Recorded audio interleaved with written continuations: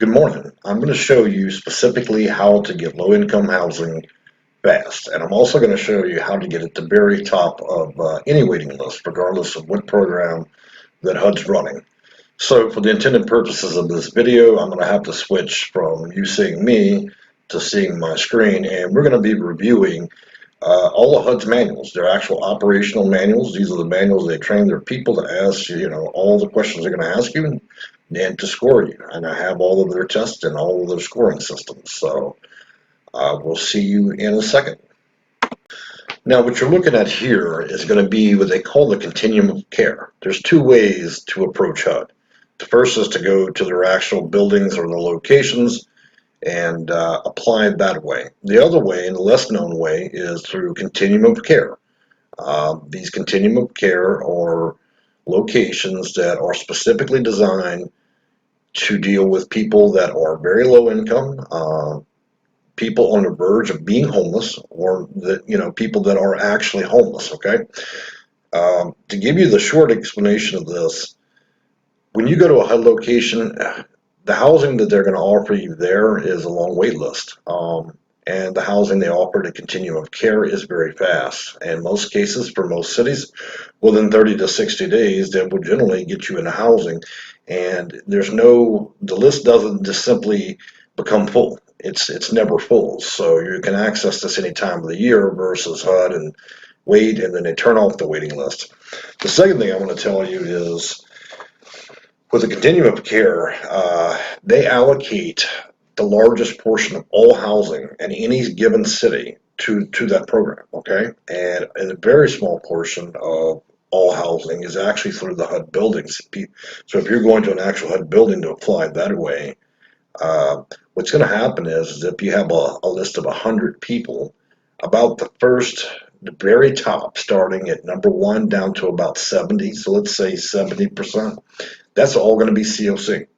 Where are you going to fall when you normally apply?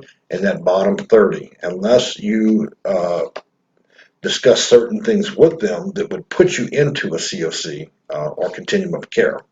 Now, just so you understand this, the Continuum of Care, this is their actual, so what happens is HUD creates their own rules, through housing and urban development, okay? And that's issued to every state, which modifies these operational manuals, and then once they've modified it, they hand it out to different organizations that are going to be the entry points, which you will go apply at. Now, besides the simple modifications to the federal rules, almost all of these assessment tests, the questions they're going to ask you, the scoring systems, all pretty much going to be the same. And if you understand the questions and how to answer, if you understand how to rank highly into scores, you will fly to the top of the list. So that's a certainty. So with all that being said, I'm going to start with the assessment test, and I don't know how much material we'll be able to cover in this video, but we'll try to get through that because there are about 3 or 4 parts to this that you need to understand. The first thing I encourage you to do is to type into Google Continuum of Care, and then whatever city that you live in, and then behind that you'd want to type in operations manual. So I'm going to put in, if you scroll down, here it is, system operations manual. So that's what you would want to type into Google. Continuum of Care System Operations Manual, and let's say San Francisco or Denver or whatever. And then you need to find that manual. It is my suggestion that you read the entire manual, but I'm only going to go over the parts that matter the most, which is basically the parts where they're going to ask questions and test you. Now, with that being said, let's move on. So we're going to scroll through all their procedures, and this is where they train their people to learn in order to deal with you. And I'm sure they don't like you to see this. And here we are. Now here's our first assessment test. Okay, so again, this is for people that are low income or homeless or on the verge of being homeless. So where did you stay last night? And they discuss being literally homeless and not literally. Okay, so if you answer any of the questions in the left side, which is literally homeless, that accounts for roughly, I think, about 50% of your score, okay? So if you answer those questions on the right side, not literally homeless, then you lose almost half of your ability to score, and you'll almost immediately put yourself halfway down the list, okay? The second thing I want to tell you is it's going to ask you about how many people are in your household. Look, if you're single and you really don't have a wife and you really don't have a bunch of children, then probably it's really not going to be, this isn't going to help you either way. It just doesn't. It may only help you in the factor of you maybe get additional rooms, but it does not in fact increase or decrease you on the list at all. Your desired area of housing, you know, you have six options, at least for Harris County, which is Houston, and it may be more or less depending on what state. That's not going to make you go up and down the list. It's simply, going to be able to put you possibly where you want to go. I would check them all because, sometimes housing is very hard to get. Rolling down to documentation. Look, here is the basic rules for homelessness. They're only interested in the first part of how long you've been homeless for 3 years. So you're thinking about that, okay, well, I'm not really homeless. Well, you need to understand what the federal idea of homeless is. Homeless to them would be 12 continuous months, okay? To all 12 months, you have not been on a lease. That's what homeless means to them, okay? It doesn't mean you lived in the woods. It doesn't mean you lived under a bridge. It simply means that you are not on a lease and you didn't stay in an area that was designed to be habitable. And that's subjective. It's very subjective as to what you say. You know, you can say whatever because you're self-reporting this. You need to have your facts straight. A lot of these questionnaires, they're going to be, in this case, there's six different dates and locations they're going to want. So you need to have your facts straight before you ever walk in the building. Are you a veteran? Okay, so now what this is going to do is if you check yes, it's automatically going to take you out of the COC, and the information we're discussing now is going to be of no use to you if you're a veteran because that is an entire different program, okay? So just click off and see if we can find a video about housing for veterans. And then you'll notice down here, we'll skip these questions there. Are you homeless because someone is hurting you? If you answer yes to that, you have two options. If you put yes, then they're going to immediately tell you to call a hotline for domestic, and you are no longer going to be the COC is no longer going to be available to you. But they do allow you to back out of it. You can simply refuse domestic violence issues, and then they will, then go forward with putting you into COC. So you really need to make your decision before you ever show up to answer that question as well. Again, this is not going. So far, none of the questions that we've dealt with are going to make you go up or down the list. Okay, these are only qualifiers. Now let's talk about actual qualifiers. Health history. Have you been diagnosed with the following: a serious mental health issue, developmental disability, chronic physical illness? Okay, there's a lot to that. A serious mental illness, let me tell you, if you're bipolar, there's a wide range of mental illnesses, okay? Now, their idea of proof is much lower standard. So if you were to apply for a disability, because what they're looking for is to figure out whether or not you have a disability. So if you were to apply for a disability, the standard, like to go get a Social Security check, a disability check, the standard of you having a disability is extremely high. For HUD, it only actually requires a doctor signing a paper saying that you do, in fact, have one of the listed mental illnesses, okay? And I know that bipolar is an automatic one, but you still need a doctor to sign that. Now, here's the nice part. You don't actually need a psychiatrist to do this. Anybody in your state that is licensed by the state, so a therapist or a counselor that actually has a license in the state, would qualify as a person to sign that sheet, okay? Once you've established that mental illness and you have the document saying that pretty much they're not going to be able to solve your mental problems over a 12-month period, then you would be considered disabled, and now you're pretty much secured your spot at the top of the list, okay? Serious chronic developmental disability, those are very obvious what those can be, okay? So I don't think a lot of people watching the video are going to have those. Chronic physical illness, now let me tell you, any issue that cannot be healed within 12 months, if you have, seriously, looking at their list, if you have asthma, hepatitis C, if you have disc problems in your back, anything that limits you or your ability to work, that a doctor can sign for would be considered a disability. And like I said, at a later point, I'll show you all the different things that can be considered.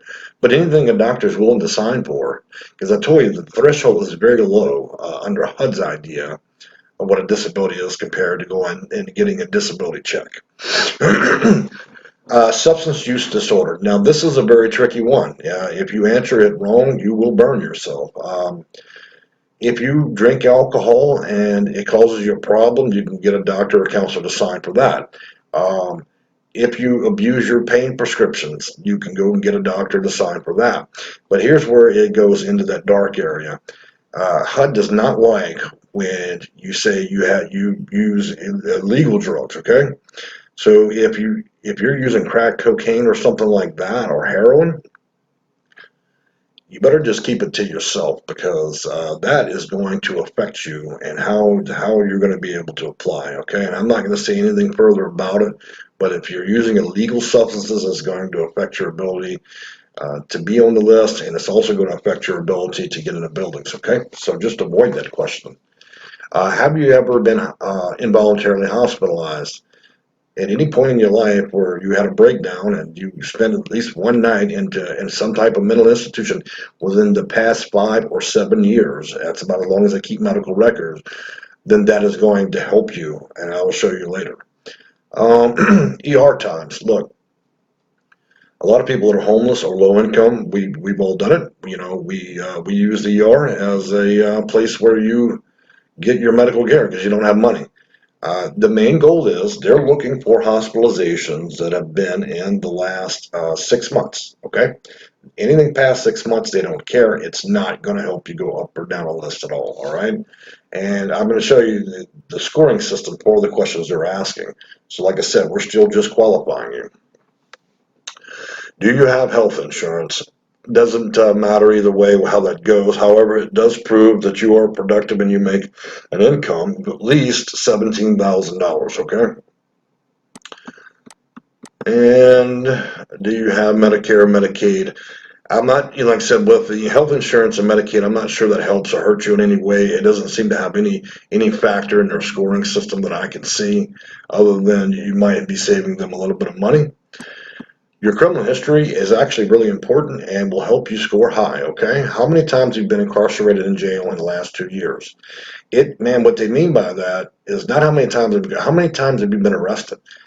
Have you been in for felonies, misdemeanors? Have you been trespassing? 1 day here, 2 days there.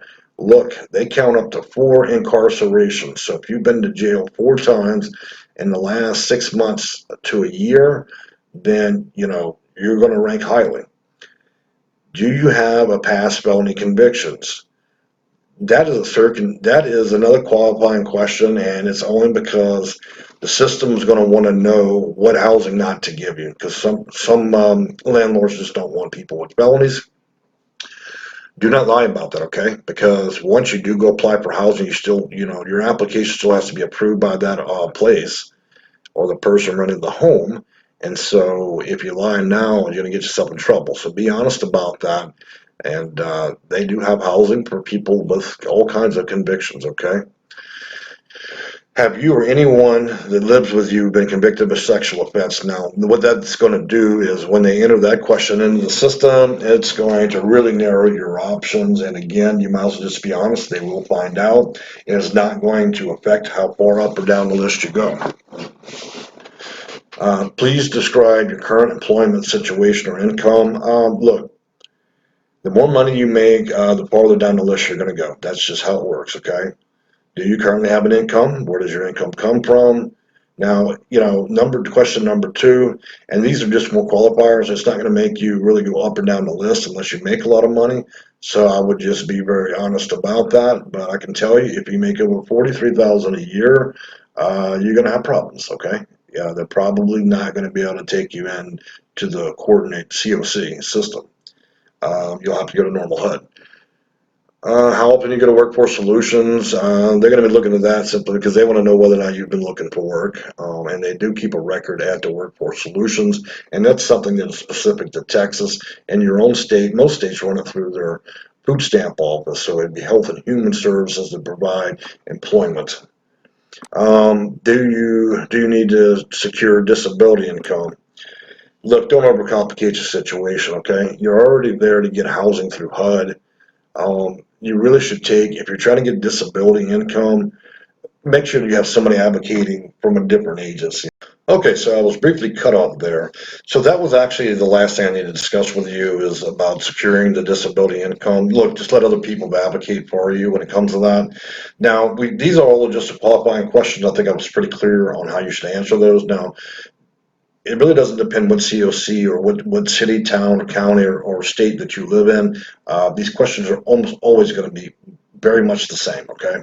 So, and I think that you should approach them the way that I told you. If you don't, then you're only going to make getting housing for you more difficult. Now, in the next video, we're going to be discussing their actual prioritization tool, and there are two different types. And I'm going to show you exactly how one can fail this and get very low points and how one can get very high points. So if I were you, I would join me for that because that is the actual test. So they'll be verbally asking you questions, and depending on how you answer, they're secretly going to start entering points. 1 point for this, 2 points for that, 7 points for this. And again, this is probably something they don't want you to see. So yeah, I would come back for the second video for this. Thank you. Bye.